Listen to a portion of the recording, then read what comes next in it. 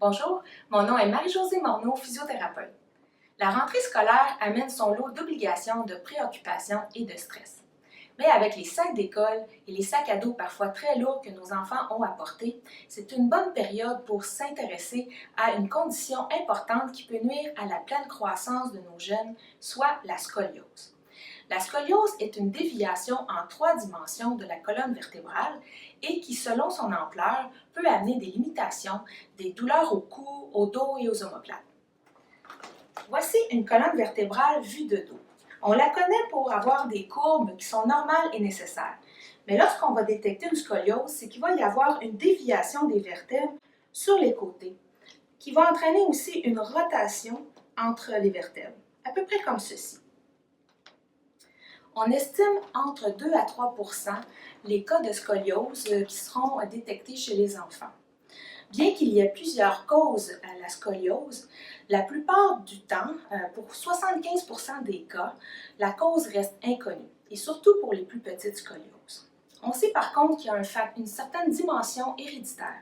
Donc, les parents qui se connaissent atteints de scoliose, ça va être pertinent de faire détecter ces enfants. Également, il y a une plus grande proportion des filles qui vont être atteintes de scoliose, soit 4 filles pour un garçon. En tant que physiothérapeute qui travaille avec un bon nombre de patients atteints de scoliose, je sais à quel point le fait de détecter tôt dans l'évolution est important.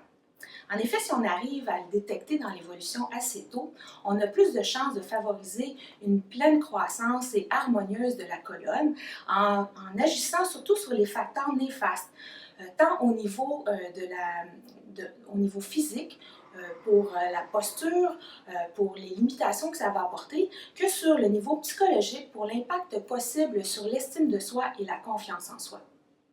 On estime qu'entre 85 et 90 % des cas de scoliose traités chez les enfants qui n'auront pas besoin d'avoir recours à la chirurgie.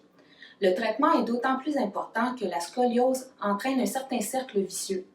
En effet, la déviation, les déformations vont créer une certaine raideur musculaire et cette même raideur musculaire peut entretenir ou même empirer les déviations de la colonne vertébrale.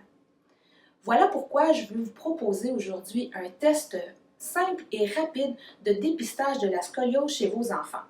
C'est un test qui peut se faire à la maison, qui peut se faire dès l'âge de la maternelle et qui va vous permettre de garder un œil sur le développement de la colonne vertébrale de votre enfant. Afin de réaliser ce test, on va demander à notre enfant de se tenir dos à nous et de joindre les talons. En première observation générale, on va vérifier est-ce que ça semble symétrique.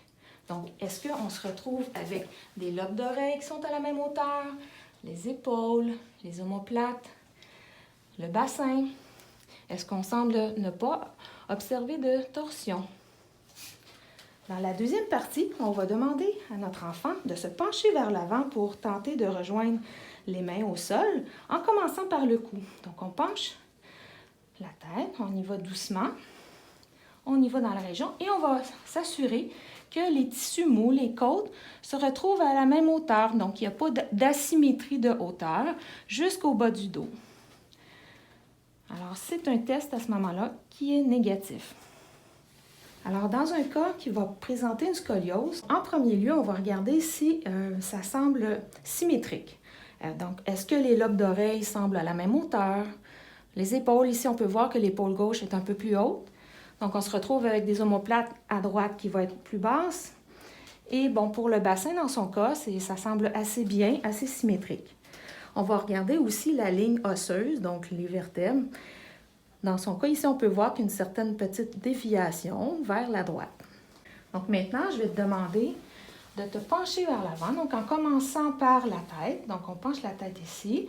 On va aller maintenant, à chaque fois, on va regarder l'horizontale que crée la courbe et on va vérifier s'il y a un côté plus symétrique.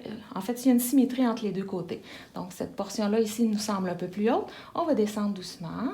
On va arrondir cette portion-là ici en laissant aller les omoplates. On peut observer, OK, on va arrêter ici. On s'aperçoit qu'il y a un côté ici un peu plus haut que par rapport au côté gauche, ce qui correspond à la rotation des côtes. Donc, on va surélever cette portion-là. On descend jusqu'en bas, puis on va faire le même test pour toute la ligne. Donc, on a une petite observation aussi que c'est un peu plus haut de ce côté. Et tu peux te relever. Quels autres indices peuvent vous laisser croire à la présence d'une scoliose chez votre enfant? Premièrement, la présence de douleurs récurrentes au dos sans histoire de trauma. Également, une tendance lorsqu'il est assis pour manger ou pour étudier, par exemple, à avoir une position déviée et que cette même position de déviation se reproduit aussi lorsqu'il se tient debout. Maintenant, qu'est-ce qu'on fait si on trouve une courbe suspecte lors de votre test ou les indices comme je viens de vous mentionner? D'abord, pas de panique. Il suffit de faire évaluer par un professionnel de la santé s'il s'agit bel et bien d'une scoliose. Vous pouvez prendre rendez-vous avec un physiothérapeute ou avec votre médecin de famille car nous aurons besoin des radiographies pour confirmer et quantifier la scoliose. Maintenant, s'il y a une scoliose, à quoi s'attendre des traitements en physiothérapie? On procédera d'abord à une évaluation approfondie de la posture, des douleurs et des limitations de l'enfant. On établira ensuite un plan de traitement qui comporte des manœuvres spécifiques du thérapeute et on va développer un programme d'exercice à domicile précis et adapté dont le rôle sera de corriger les déviations, d'assouplir les tissus et d'améliorer la conscience posturale de votre enfant. Il y a deux principaux facteurs qui vont faire en sorte que le traitement aura du succès. Le premier, comme mentionné plus tôt, c'est la prise en charge tôt dans l'évolution. Et le deuxième, c'est l'engagement de l'enfant et aussi des parents quant à la rigueur et l'assiduité aux exercices. Il faut savoir par contre qu'il y a des cas de scoliose qui vont continuer à évoluer vers de plus grandes déviations malgré les traitements et qui vont donc nécessiter le port d'un corset ou une chirurgie. Mais même dans ces cas-là, les traitements vont contribuer à minimiser la progression. Arrivé à l'âge adulte, une scoliose qui a peu évolué a moins de chances d'affecter le quotidien d'une personne. Je vous encourage donc à passer ce petit test de dépistage annuellement et pourquoi pas au moment de la rentrée scolaire. Encouragez aussi votre enfant à opter pour une posture belle, grande et fière. L'image que j'aime bien leur proposer est d'imaginer marcher devant un public pour aller chercher un prix ou un trophée important. Donc, si vous avez des questions sur la scoliose ou aimeriez que votre enfant soit évalué par un professionnel en physiothérapie, n'hésitez pas à nous joindre dans nos cliniques de Longueuil ou de Boucherville, dont les coordonnées apparaissent dans le texte sous la vidéo. Je vous souhaite une bonne rentrée et une bonne santé.